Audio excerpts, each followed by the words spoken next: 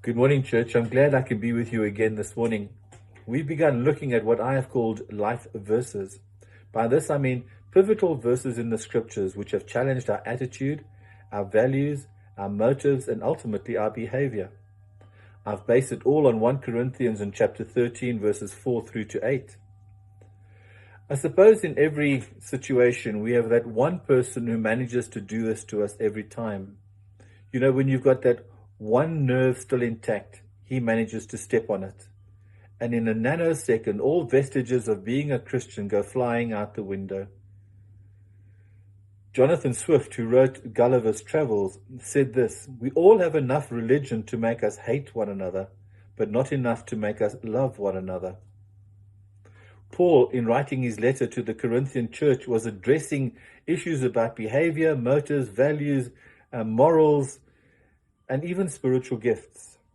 In chapter 12 and verse 31, he says this: "You must earnestly desire the more helpful gifts. But now, let me show you a way of life that is best of all." Another translation puts it, "Let me show you a more excellent way." Another verse says it, or the Greek says it this way. He says, "Let me show you a way that is beyond comparison." And that's exactly what Jesus came to show us. A life that is beyond comparison. A life that God offers us. The way of love is beyond comparison. You just look at the way Jesus showed us in his own experience. He was patient to the extreme. The word that is used there to translate patience is long-suffering under extreme pressure. And that's what Jesus was showing us. Remember when he was beaten to a pulp, unsympathetic, a huge burly Roman soldier? He didn't utter a word of complaint. Remember when he was arrested, one of the disciples pulled out a sword, cut off the ear of one of the people coming to arrest Jesus. Jesus bends over, picks up that ear, replaces it on the man's head, and heals the man. You know, Jesus was not envious of anyone else's possessions. He wasn't ever brand conscious. As for boasting, he could have boasted if he wanted to, but he never boasted. He wasn't puffed up with pride.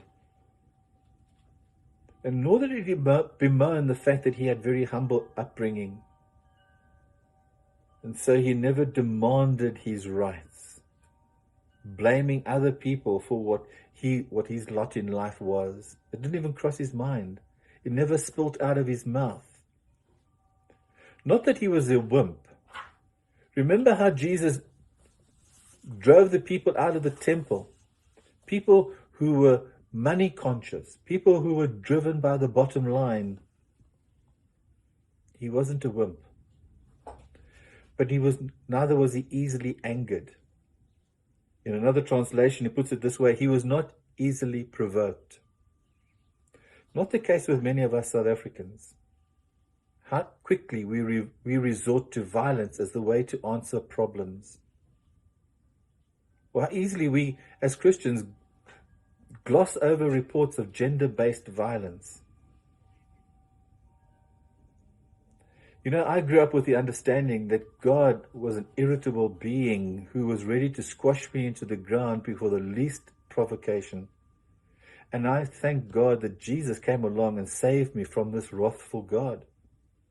What a wrong understanding. I'm blown away that Jesus doesn't keep a record of wrongs. I can remember all the things I did yesterday. I've forgotten about the things from so long ago, but Jesus doesn't keep, and he can keep a record of wrongs in my case. So the more excellent way of love shuns evil even. The more excellent way of life. Remember when Jesus was confronted by the lawyers and the Pharisees, and they caught a woman in the very act of adultery, and they wanted him to try her to test Jesus? Jesus' reaction was amazing. He says, "He who is without sin cast the first stone." And then he bent down into the ground, and he was drawing pictures on the ground. And when all the accusers disappeared and the woman was there alone, he stands up and says, "Where are your accusers?" And they're all gone. And he says, "None of them have condemned you." And he says, "Neither do I." That's love. That Jesus comes to my life and says, "I don't condemn you. I'm not here to condemn you." One of the things about Jesus, he says he protects. The actual word is very interesting. It means that Jesus puts a cover of silence over the issue that is, or the person of high value. It staggers me that Jesus would cover over the silence of the woman mentioned above. He stoops down and he keeps silent. How quick we are to judge others. How quick we are to be smug in our self-righteousness.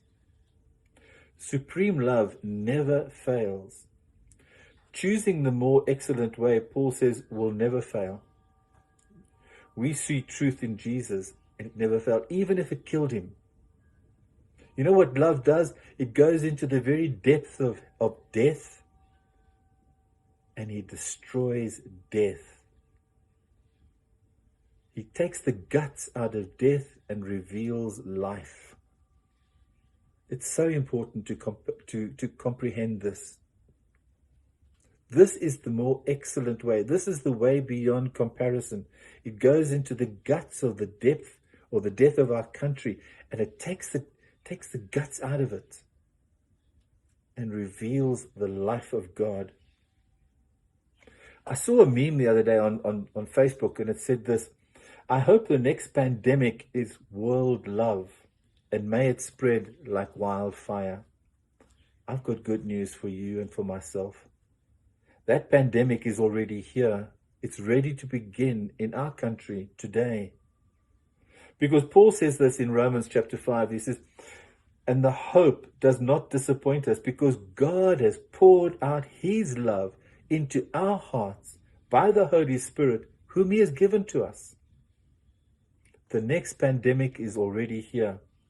It's available to every single person in our country, beginning with you, beginning with me.